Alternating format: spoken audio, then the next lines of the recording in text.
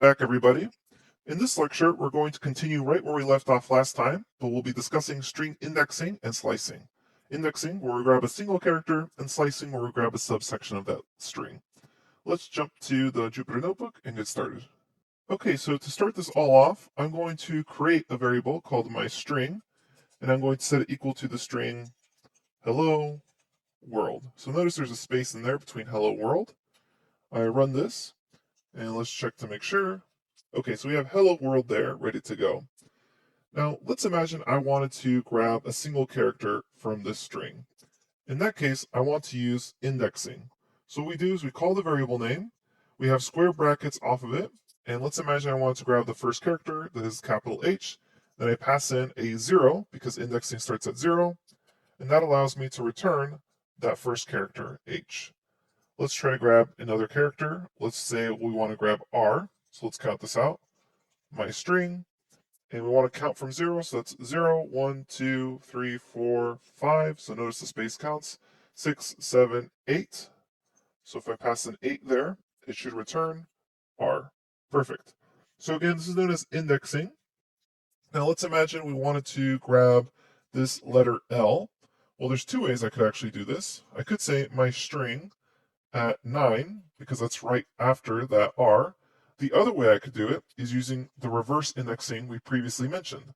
So starting at 0 from H, I can go backwards in the string, so that D is -1, and that means this L is -2. So if I say MyString -2, I will actually get back that L. And then if I keep going backwards in the string, I'll get back that R, which is right before the L. So I will get back this R right there. So you can use both positive index positions and negative index positions to grab elements or characters from the string. And that's really useful again because oftentimes you'll have a variable string, maybe it's someone's name, and you don't know how big that name is, but for whatever reason you want to grab the last letter of their name, then you can always just use -1, and you know that's the last letter of the string. Okay, let's go ahead and continue to discuss slicing. So slicing is a little more complicated because we're grabbing a subsection of the string. So it's more than one character typically. Let's review our string. Oops, my string here is hello world. And I'm going to redefine my string, just so this is a little easier to follow, as A, B, C, D, E, F, G, H, I, J, K. So just kind of a string of the alphabet there. We'll redefine it. And now I have this string of the alphabet. So let's imagine that we wanted to grab a subsection of string that started at a particular index and then went all the way to the end. Well, the way we could do that is we would say MyString, square bracket notation, and then we would say the starting index, let's imagine we want to start at the letter C and then go all the way to the end. So C is at index 2 because it's 0, 1, 2. So what I do is I pass in 2, and if I just do that, it gives me back the letter C. But if I want from C all the way to the end, I can say colon, and that indicates starting at index 2, colon, go all the way to the end, and there we have CD all the way to K. Okay, now let's imagine kind of an opposite situation where I want to grab everything up to a particular index. Then I could say MyString, colon, and let's say I wanted to grab A, B, and C. So starting at the very beginning, go ahead and grab all the way up to essentially letter D here. So we'll say 0, 1, 2, 3, pass in 3 there, and then we run this and we get back ABC. Now this is sometimes confusing for students because if we check out MyString, technically we have the D at index position 3 because it's 0, 1, 2, 3. What you should note here is that the stop index, this term right here for 3, which only returns back ABC, that stop index is basically saying go up to, but not including that index position. So go up to the letter D, but don't include it, which essentially says ABC. So keep that in mind as you're kind of playing around with slice notation. This stop is up to, but not including. Okay, let's combine these two ideas of a starting index and a stop index by trying to grab a subsection of string that's in the middle. For example, let's try to grab DEF from the middle of the string. The way we can do that is we say MyString, open square brackets, and then we start off with our starting index position. In this case, it's at letter D, so that's 0, 1, 2, 3. Then we say colon, and then it's going to go up to the index position of G here, because I just want D, E, F, so we're going to go up to, but not including G. So that's 0, 1, 2, 3, 4, 5, 6. And now if I run this, I get back D, E, F. So let's practice this one more time by trying to grab another subsection of the string. For example, let's try to grab just B and C, these two letters, B, C. So the way we can do that is we'll type out my string, open and close square brackets. Our starting index position is at 0, 1 for B, colon, and then it looks like we want to go up to, but not including D. So that's 0, 1, 2, 3.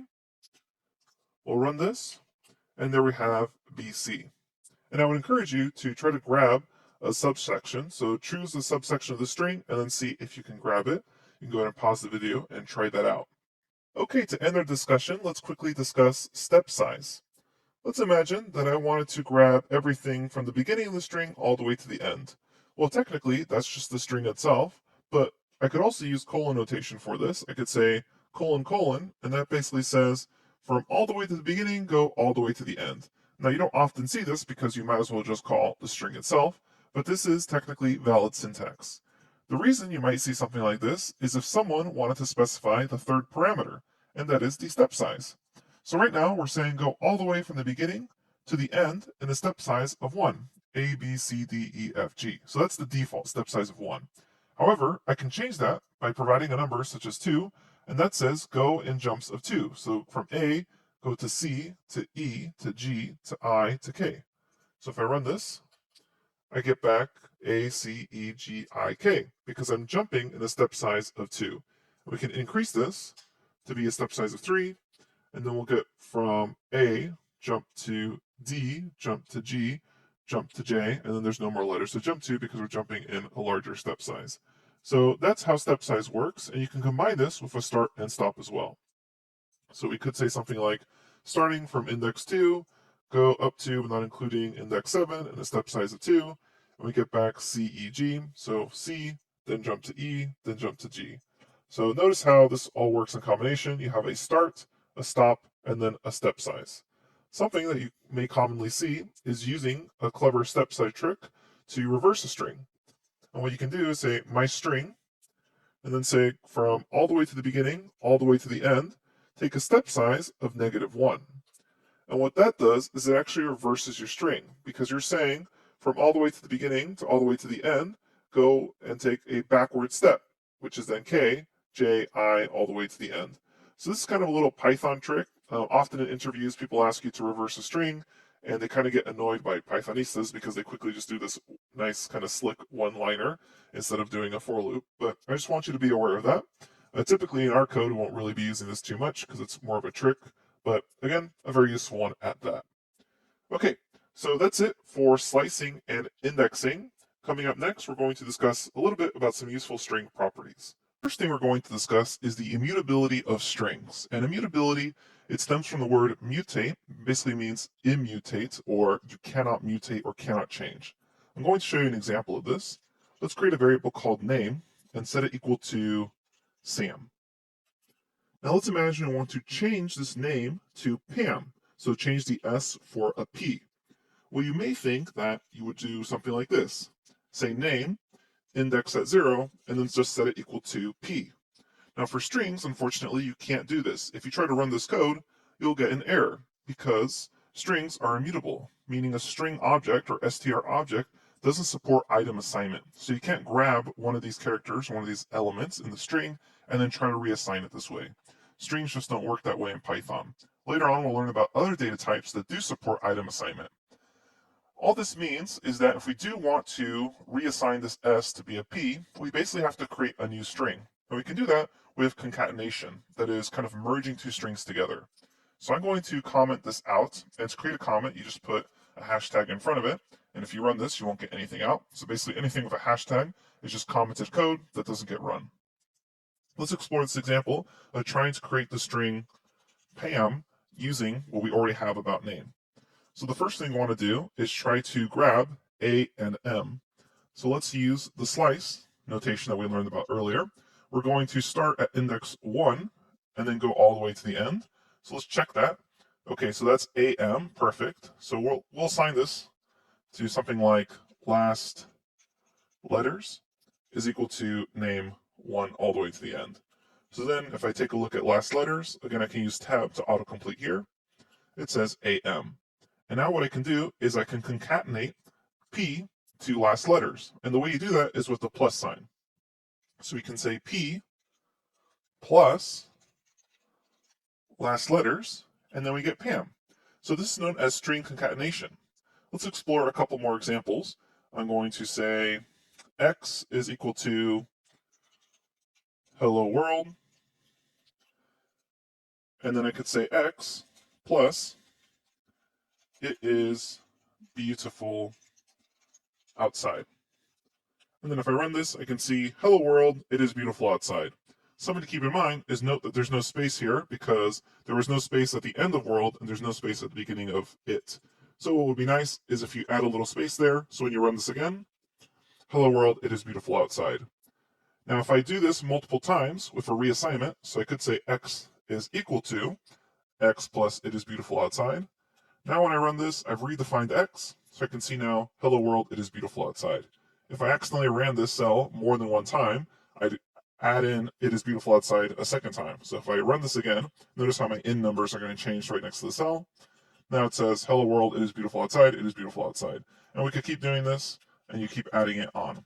So this is string concatenation, and it allows you to quickly put strings together. There's also multiplication you could do to kind of do multiple string concatenations at once. Let me show you what that looks like.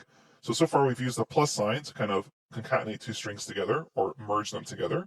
But if you had the letter equal to Z and you quickly wanted 10 Z's, what you could do is say letter times 10. And there you could see essentially someone sleeping here, Z, Z, Z, Z, Z, 10 times. So that's using multiplication with letters, and then that's using a plus sign with letters. Something to keep in mind when you're performing string concatenation or string multiplication is that you're going to get errors if you try to concatenate a number with a string. I want to show you what I mean by that. Imagine we're doing 2 plus 3. If we run this, we get 5. That makes sense. If we do 2, the string 2 plus the string 3, now that they're strings, it's not going to add them together. Instead, it's going to perform concatenation. So here now we get back the string 23. And this is a callback to dynamic typing where we had to be really careful about the data types. So keep this sort of problem in mind that your user may end up putting in strings, and then later on in your code, if you start adding them together, you may end up with an unexpected result like 23 instead of 5. So this is a really prime example of both the good and bad of Python's ability to be very flexible. So it's very flexible, meaning you're not getting an error here, but maybe it's a little too flexible because you expected 5 and it gave you back 23. Later on, we're going to learn about a lot more ways that we can kind of prevent these sort of mistakes or errors. Let's continue on by discussing some built-in string methods. So objects in Python usually have built-in methods, and these methods themselves are essentially functions that are inside the object. And later on, we're going to learn how to create our own functions and our own methods. For right now, let's go over just a few useful methods. I'm going to create a new string. Let's call it X and say it's hello world. And if I hit X dot and then hit tab, I should see this list pop out in the Jupyter notebook. And this is a list of all the attributes and methods that are available on this string object. Now again, make sure you've already defined X, otherwise you won't see anything. So make sure you ran that cell that says X hello world, and then in a new cell say X dot, hit tab, and you should see this list. So as you can see, there's tons of methods here, and we're not going to go over all of them right now. We're just going to go over the most useful ones that you'll be using later on in this course. So to quickly uppercase everything in a string, you can say dot upper, open and close parentheses, and it will uppercase everything in the string. Keep in mind, this method is not in place. That is to say, it doesn't actually affect the original string. If you did want it to affect the original string, you'd have to reassign it. You'd have to do something like X is equal to the upper version case of X. So keep that in mind. I'm not going to run that right now because I want the original X string. And if you accidentally did a reassignment, you can always just say X is equal to hello world again. All right, so we have the upper method. Something that's really common for beginners as a mistake to make is that they accidentally just do upper, and they forget those open and close parentheses. And if you run this, it'll just say, hey, this is a function, string.upper. And basically what Python is saying is, oh, you haven't actually executed this method or function yet. Instead, you just asked me what it was. So when you call it without open and close parentheses and you get something that looks like this back, it means that you haven't actually executed that method or function to occur. Instead, you just kind of asked Python, hey, what is this?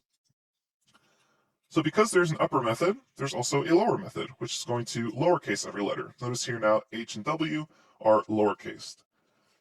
Then there's also the split method, and the split method allows you to quickly create a list off of a string. So here we can say we have hello and world. Now we haven't really discussed lists yet, so they are coming up. So all I want you to think about right now is that if I use .split, it will split a string based on the white space or based on the letter you pass in. So let me show you what I mean by that. So I will say x is equal to, hi, this is a string. Run that. And then if I say x.split, I get back everything split by the white space. So I get, hi, this is a string, nicely organized in a list. However, I could pass in any sequence of characters that I want to split on. So by default, split will split on the white space, but I could actually split it on any letter I want. So now it's going to split on the i's. So if I run this, we should get an interesting result. And here it's essentially removed all the i's because it's splitting on them. And now the white space is included. So I get h, and because there's an I there, it removes it and then gets everything until the next I, so space th, and then there's an I there, removes it, gets everything until the next I, which is an S space, so notice that's here, and then so on. Again, another I, and a big portion of string, get an I, and then an NG. So that's how you can use split to quickly create a list out of a string. And we're going to be covering lists in a lot more detail later on. Okay, coming up next, what we're going to talk about is string formatting for printing. There's a lot of useful methods you can use to quickly print out other objects along with your strings. So far, we've only learned how to use print as a basic function where we say print hello, but there's a lot more power to the print function that we haven't actually seen yet, as well as the .format method. So let's go ahead and cover that in the next lecture. We'll see you there.